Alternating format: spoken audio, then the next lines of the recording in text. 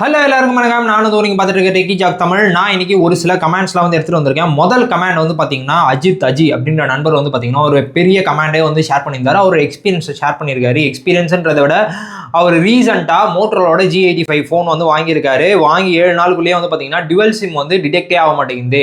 Sim வந்து detect ஆகலை, ஏதோ ஒரு சிம் டிடெக்டே ஆகலை போல். அதனால வந்து மோட்டரோட சர்வீஸ் சென்டருக்கு வந்து போயிருக்காரு. மோட்டரோட சர்வீஸ் சென்டரில் போனோடனே அவங்க ஜாப் ஷீட்டு இது பண்ணிவிட்டு ஃபோனை வந்து வாங்கி செக் பண்ணியிருக்காங்க. செக் பண்ணிவிட்டு நாங்கள் செக் பண்ணிட்டோம், இதில் எந்த இஷ்யூவும் இல்லை அப்படின்ற மாதிரி சொல்லியிருக்காங்க. அதுக்கு இவர் வந்து அவங்ககிட்ட வந்து சொல்லியிருக்காரு, நான் 7 நாளாக யூஸ் பண்ணிட்டு இருக்கேன், எனக்கு இந்த ப்ராப்ளம் வந்து இருக்குது, ரீப்ளேஸ்மெண்ட் ரெக்வஸ்ட் ரைஸ் பண்ணுங்க அப்படின்னு சொன்னதுக்கு அது ஃபோன் நல்லா தானே இருக்குது, இந்த இதுனால ஃபோன் நல்லா இருக்கனால ரெக்வஸ்ட்லாம் அதான் ரீப்ளேஸ்மெண்ட் ரெக்வஸ்ட்லாம் ரைஸ் பண்ண முடியாது அப்படின்ற மாதிரி சொல்லியிருக்காங்க.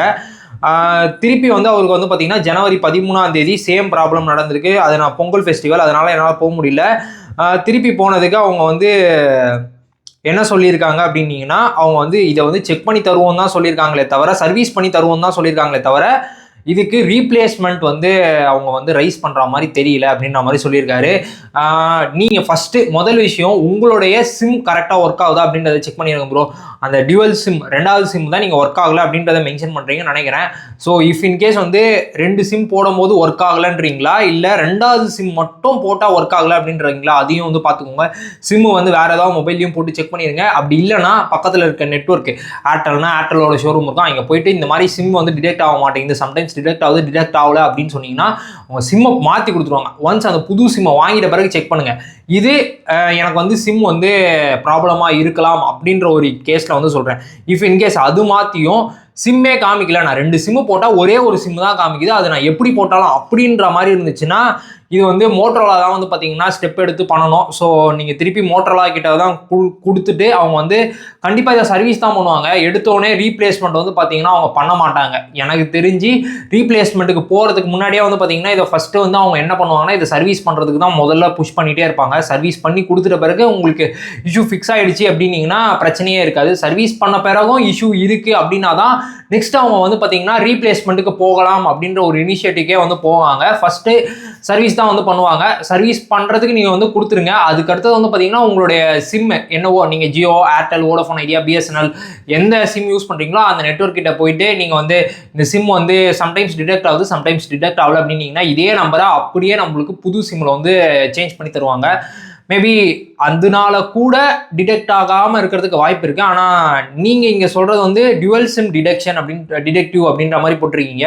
2 சிம்முமே டிடெக்ட் ஆகலையா, இல்லை ஏதோ ஒரு சிம் டிடெக்ட் ஆகி ஒரு சிம் டிடெக்ட் ஆகலையான்னு தெரியல. இதில் எய்தர் கேஸ் ஒன்று ஃபோன்லேயும் ப்ராப்ளம் இருக்கலாம், அப்படி இல்லைனா சிம் கார்ட்லேயும் வந்து ப்ராப்ளம் இருக்கலாம். ஸோ அதனால் இது ரெண்டுமே வந்து செக் பண்ணி பார்த்துக்கோங்க. அவங்க சர்வீஸ் பண்ணி கொடுத்துட்டாங்கன்னா எப்படி இருந்தாலும் ஃப்ரீ ஆஃப் காஸ்ட்டில் தான் வந்து பண்ணி தரணும், வாரண்டியில் இருக்கனால. அதனால் அவங்க ஃப்ரீ ஆஃப் காஸ்ட்லேயே நீங்கள் சர்வீஸ் பண்ணி வாங்கிக்கோங்க. அதுக்கு அடுத்ததும் இதில் திருப்பி பிரச்சனை வருதுன்னா அவங்ககிட்டே போனீங்கன்னா கண்டிப்பாக ரீப்ளேஸ்மெண்ட்டுக்கு வந்து அரேஞ்ச் வந்து பண்ணுவாங்க. மோஸ்ட்லி எல்லா பிராண்ட்ஸுமே ஃபஸ்ட்டு டைம் வந்து சர்வீஸ் தான் பண்ணுறாங்க.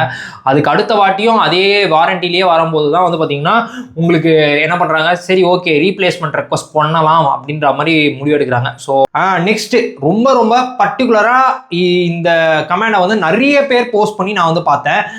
ரியல்மி GT60 அப்புறமா 6 இது ரெண்டுத்துலேயுமே வந்து பார்த்தீங்கன்னா ஆஃப்டர் ஸ்டேபிள் அப்டேட்டோட வேர்ஷன் வந்து இப்போ ரியல்மியோட கம்யூனிட்டிலேயே வந்து போஸ்ட் பண்ணிட்டாங்க.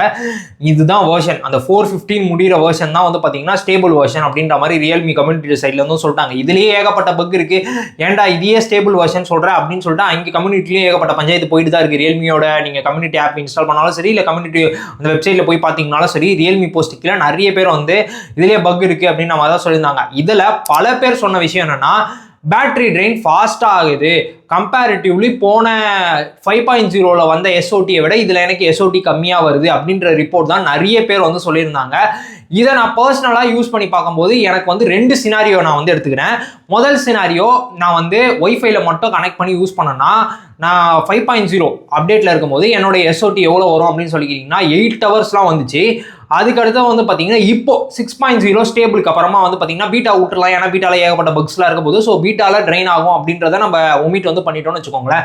6.0 ஸ்டேபிளில் நான் வெறும் ஒய்ஃபைல வீட்டில் மட்டும் யூஸ் பண்ணுறேன், நான் எங்கேயுமே இப்போ ட்ராவல் கிடையாது, பெருசாக மொபைல் டேட்டாவே நான் யூஸ் பண்ண மாட்டேன், கால்ஸ் எல்லாமே வந்து பார்த்தீங்கன்னா ஒய்ஃபை காலிங்காக வந்துடும், இல்லைனா நார்மல் காலிங்காக வந்துடும்னு வச்சுக்கோங்களேன். இன்டர்நெட் யூஸ் பண்ணனாலே நான் வந்து ஒய்ஃபை தான் யூஸ் பண்ணுவேன் அப்படின்னாலும் எனக்கு வந்து பார்த்தீங்கன்னா 7.5 hours கிட்ட தொடுதுன்னு தான் சொல்லுவேன். 7.5 hours சாலிடாக வருதுன்னு சொல்ல மாட்டேன். நார்மல் யூஸில் 7.5 hours கிட்ட வருது. முன்னாடி 8 hours வந்துச்சு, இப்போ வந்து ஒரு 7.5 hours வருது. இதே நான் மொபைல் டேட்டாக்கு வந்து போயிட்டேன்னு வச்சுக்கோங்களேன், என்கிட்ட இருக்கிறது 2 சிம் வந்து யூஸ் பண்ணிட்டு இருக்கேன். அதுவும் பர்டிகுலராக நான் ஜியோவில் யூஸ் பண்ணேன்னா எனக்கு ஒரு SOT வந்து கிடைக்குது. ஜியோவில் நான் வந்து இங்கேருந்து ஆஃபீஸ் போகும்போது இல்லை ஆஃபீஸ் சர்க்கிளில் யூஸ் பண்ணிட்டு திருப்பி இங்கே வந்துட்டும் நான் வந்து 5G டேட்டா யூஸ் பண்ணிட்டு இருந்தேன் அப்படின்னீங்கன்னா, ஏன்னா போகிற ஏரியா எல்லா இடத்துலையுமே வந்து 5G தான் கிடைக்குது. ஸோ அதனால எனக்கு எங்கேயுமே வந்து 5G 4G அப்படின்ற சுவிட்சிங் வந்து நான் பெருசாக வந்து பார்க்கல. அதனால அந்த டைம்ல எனக்கு 7 hours கிடைக்குது. இதே நான் BSNL யூஸ் பண்றேன், ரெண்டாவது சிம்மா BSNL யூஸ் பண்ணும்போது என்ன நடக்குதுன்னா, எனக்கு வந்து 6 hours SOT வர்றதே வந்து பார்த்தீங்கன்னா நெட் ஆன்ல இருந்து நான் வெளியே டிராவல் பண்ணிட்டு இருக்கும் போதோ இல்லை, ஏன்னா BSNL வந்து பார்த்தீங்கன்னா நிறைய ஏரியாவில் 4G 3G 2G 4G 3G 2G அப்படின்ற சுவிட்ச் நடந்துகிட்டே இருக்கு. இதனாலையும் பேட்டரி லைஃப் அதிகமாக ட்ரெயின் ஆகுது. ஸ்டேபிள் வந்து பார்த்தீங்கன்னா இதுக்கு முன்னாடி நான் மொபைல் டேட்டாவில் யூஸ் பண்ணும்போது 5.0 ஸ்டேபிளில் நான் மொபைல் டேட்டா யூஸ் பண்ணும்போது வந்து பார்த்தீங்கன்னா எனக்கு 7.5 hours வந்துச்சு ஜியோ பொறுத்த வரைக்கும். BSNL நான் அப்போ வந்து பெருசாக டெஸ்ட் பண்ணல, ஏன்னா நிறைய இடத்துல வந்து 4G 3G சுவிட்ச் ஆகிட்டு இருந்தனால நான் அதை டெஸ்ட் பண்ணல. இப்போ நிறைய பேர் வந்து பேட்டரி ட்ரெயின் ஆகுதுன்னு சொன்னோடனே நான் இந்த 3 இதுவுமே வந்து டெஸ்ட் பண்ணேன். வீட்டில் ஒய்ஃபைல செக் பண்ணும்போது வந்து பார்த்தீங்கன்னா 7 hours எப்படி சொல்றது 7.5 hours தொடுதுன்னு வேணா சொல்லலாம். ஏதோ அக்கேஷனலா 1-2 நாள் 7.5 hours வருது. மிச்சம் எல்லா டைமுமே 7 hours தாண்டிடுது. அதுக்கு அடுத்தது வந்து நம்ம கிட்ட தான் இருக்குது. நான் இப்போ இங்கே பேட்டரி லைஃப்னு சொல்றது வந்து பார்த்தீங்கன்னா 100 to 20% வர வரைக்கும் நான் 20க்கு கீழே எடுத்துட்டு போல. ஸோ அதனால 100 to 20 அப்படின்ற கான்செப்ட் வச்சுக்கிட்டா நான் 90 கூட இல்லை, ஃபுல்லாக 100% போட்டுனே தான் எடுப்பேன். 20 வந்துட்டோன்னே தான் திருப்பி சார்ஜ் போடுவேன். அந்த கேட்டகரியில் எனக்கு ஒய்ஃபைல யூஸ் பண்ணும்போது வந்து பார்த்தீங்கன்னா ஒரு அரை மணி நேரம் SOTல அடி வாங்குற மாதிரி ஃபீல் இருக்கு. இதே நெட்வொர்க் ஆன் பண்ணிட்டேன், நெட் ஆன் பண்ணிட்டேன் மொபைல் டேட்டால அப்படின்னீங்கன்னா எனக்கு 1 hour சாலிடா டிஃபரன்ஸ் இருக்கு. ஏன் BSNL யூஸ் பண்ணனா எனக்கு ஒரு சில டைம்ல 1.5 மணி நேரம் 2 மணி நேரம்லாம் SOT அடி வாங்குற மாதிரி இருக்கு. அது வந்து பியூர் அண்ட் பியூர் நெட்வொர்க் தான்.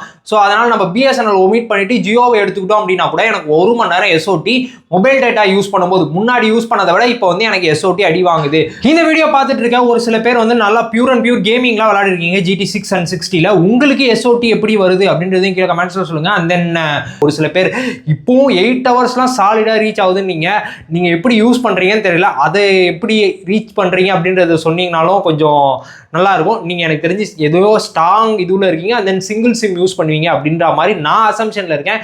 ஏன் அசம்ஷன் தப்பா கூட இருக்கலாம். நீங்க எப்படி யூஸ் பண்றீங்க அப்படின்னு கீழே கமெண்ட்ஸ்ல சொல்லுங்க. இதே மாதிரி இன்னொரு வீடியோல உங்களை வந்து சந்தேகமா டாடா பேசுவேன். நான் நந்து.